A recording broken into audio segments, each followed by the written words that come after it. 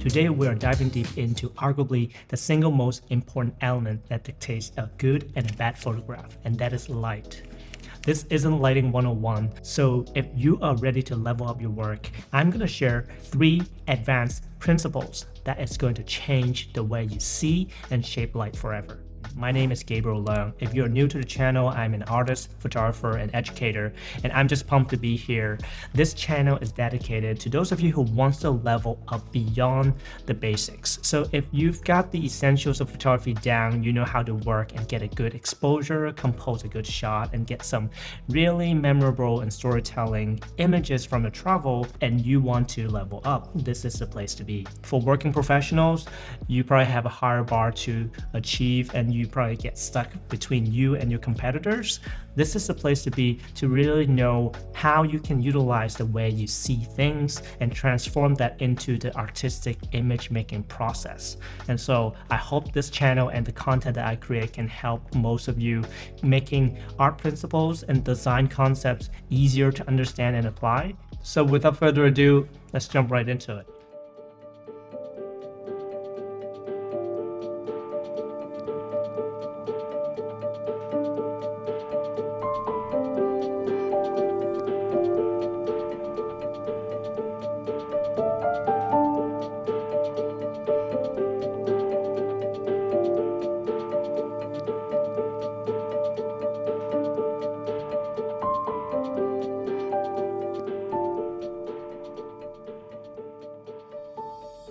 Our studio is called the light particles, and there's a reason for that because it is rooted in the most atomic level, the raw substance that contributes to a photograph, the particles that forms an image.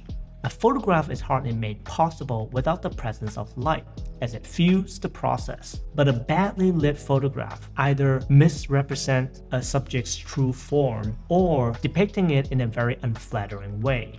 Learning photography always has this hurdle of creating a correct exposure. A student always starts with learning about shutter speed, aperture, and film speed (ISO) to create a correct exposed image. Then the student can call themselves, I'm a photographer, I know photography. But mastering it is a different thing. Once you have gone past mastering the basic skill of photography, what else can we learn about light? You can learn about how to creatively use natural light, shooting backlit subjects, creating night photography, utilizing artificial light, shooting with flash and strobes. But it all sounds skill-based. It all sounds quite technical. It's like everyone can learn, everyone can use, and your images might look the same.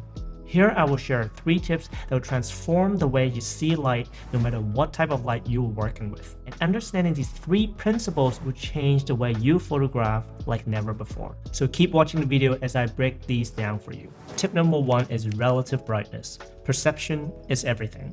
So take for example, you have a white piece of cloth in the dark or a black piece of cloth against bright daylight. They both probably appear to be gray because our brain interprets light based on the entire scene, the entire environment, your eye's physiology, and also just how the object reflects and absorbs light.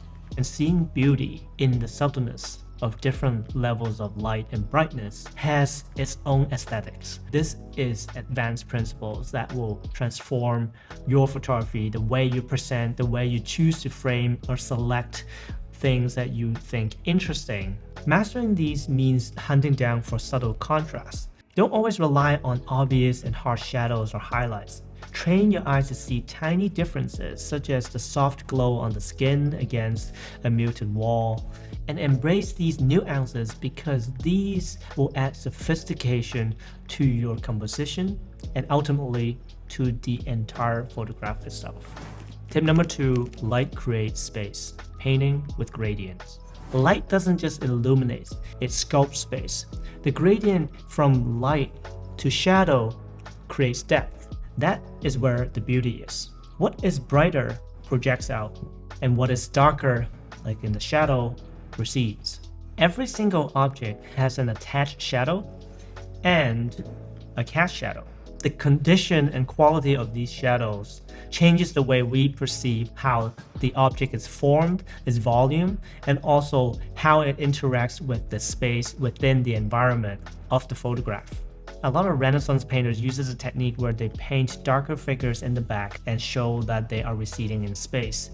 Obviously, in painting, it's just one flat surface.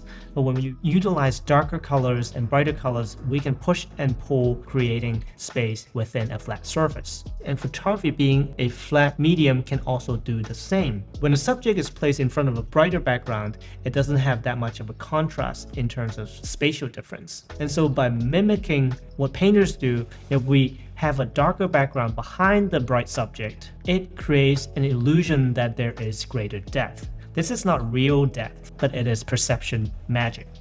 Tip number 3, symbolism of light, beyond illumination. Light isn't just technical, it is emotional. Baroque artists uses this to depict divinity. Caravaggio's use of chiaroscuro is not just about the darkness and the shadows and the drama, but it's also the light that pointing to hope, that pointing to revelation. Darkness doesn't just mean the absence of light. It also implies mystery, tension, and perhaps danger. This can be seen when a painter or photographer uses a unidirectional light source to isolate the subject and creating a long cast shadow.